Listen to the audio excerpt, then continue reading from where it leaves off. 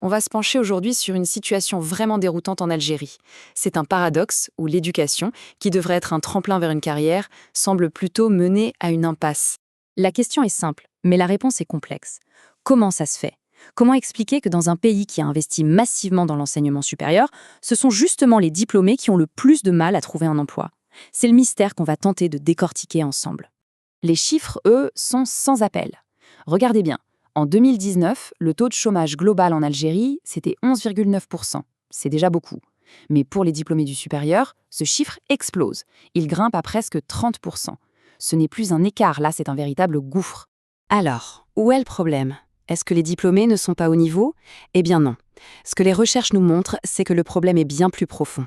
C'est une déconnexion systémique, un fossé béant entre le monde de l'université et celui de l'entreprise. Pour comprendre ça, il faut parler d'un concept économique clé, la capacité d'absorption.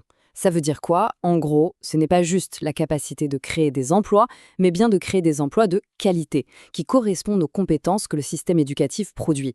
Et c'est là que tout coince. Le système forme des diplômés, mais l'économie, elle, ne sait tout simplement pas quoi en faire. Et attention, ce n'est pas un problème récent, hein? Loin de là.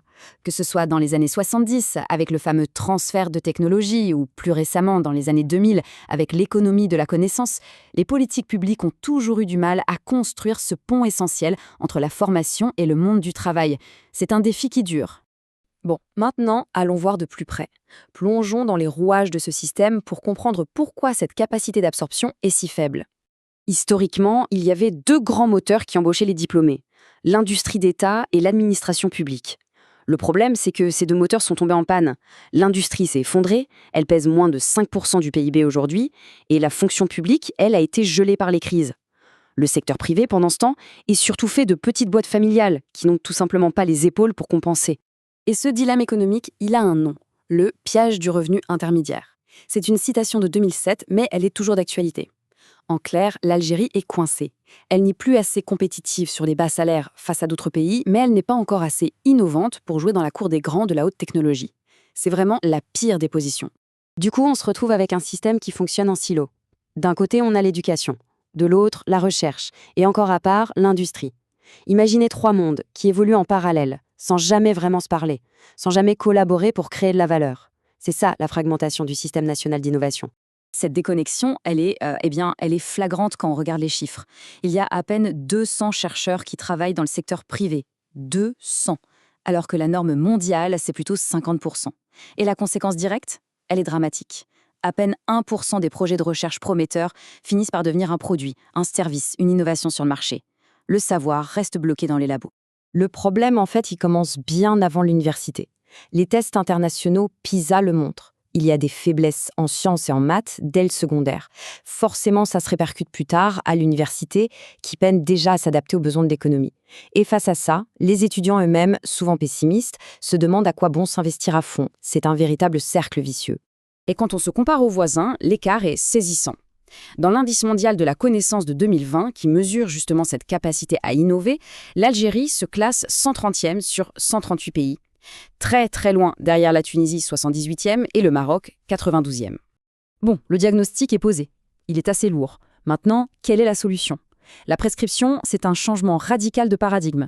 Il faut passer à une économie de la connaissance, c'est-à-dire une économie où la principale richesse, ce n'est plus ce qu'il y a dans le sol, mais ce qu'il y a dans la tête des gens.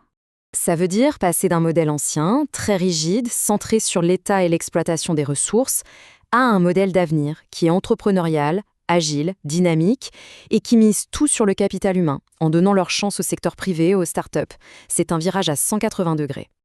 Alors, concrètement, comment on fait? Quelles sont les étapes pour opérer cette transition et enfin construire ce fameux pont entre le monde de la formation et celui de l'emploi? La stratégie proposée repose sur 4 grands piliers. D'abord, surfer sur la vague du numérique et la forte pénétration des smartphones pour développer la gig economy, l'économie des petites missions à la demande. Ensuite, il y a un potentiel énorme à libérer dans le secteur des services. Troisièmement, il faut absolument créer un environnement favorable à l'entrepreneuriat en simplifiant tout.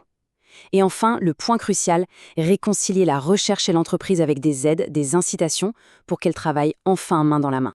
Pour conclure, le défi est immense, c'est clair, mais une vraie opportunité est là, avec la transformation numérique qui offre des outils complètement nouveaux pour connecter les compétences aux besoins. Alors, la grande question qui reste en suspens, c'est celle-ci. Est-ce que cette révolution digitale sera la clé pour enfin résoudre le paradoxe des diplômés algériens? Une question qui, pour l'instant, reste ouverte.